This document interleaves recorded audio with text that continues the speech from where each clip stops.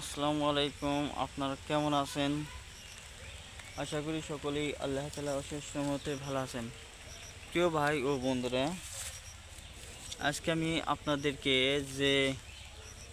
যে ফলটি দেখাচ্ছি, দেখতে পাচ্ছেন বন্ধুরা, খয়েরি রঙের ছোট ছোট আকারের ফল। তো এই ফলটি কিন্তু বন্ধুরা, যারা গ্রামে থাকেন তারাই বলতে পারবেন। শহরাঞ্চলের মানুষেরা এই ফলটির কথা জানেন কি না তা হয়তো আমরা জানি না, কিন্তু বন্ধুরা, এই ফল গাছটির নাম হচ্ছে পাঞ্চি ফল গাছ।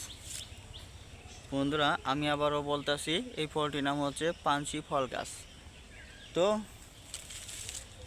এই যে এরকম ফল আসে, কিন্তু বন্ধুরা, এই ফল গাছটি কিন্তু কেউ রোপণ করে না, এটি আল্লাহ তাআলা সরাসরি দিয়ে থাকে। তো বন্ধুরা, এই পাঞ্চি ফলগুলো পাওয়া যাচ্ছে বন জঙ্গলে কিংবা গ্রামগঞ্জে পাওয়া যায়।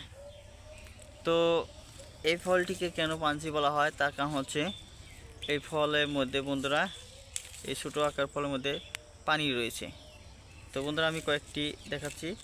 এই দেখতে পাচ্ছেন, এই যে এই ফলের মধ্যে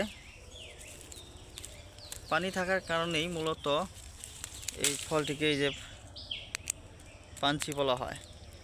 তো এই ফলটি খেতেও বেশ ভালোই লাগে।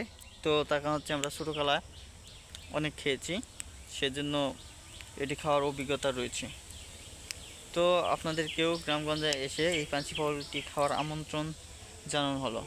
ধন্যবাদ আপনাদেরকে।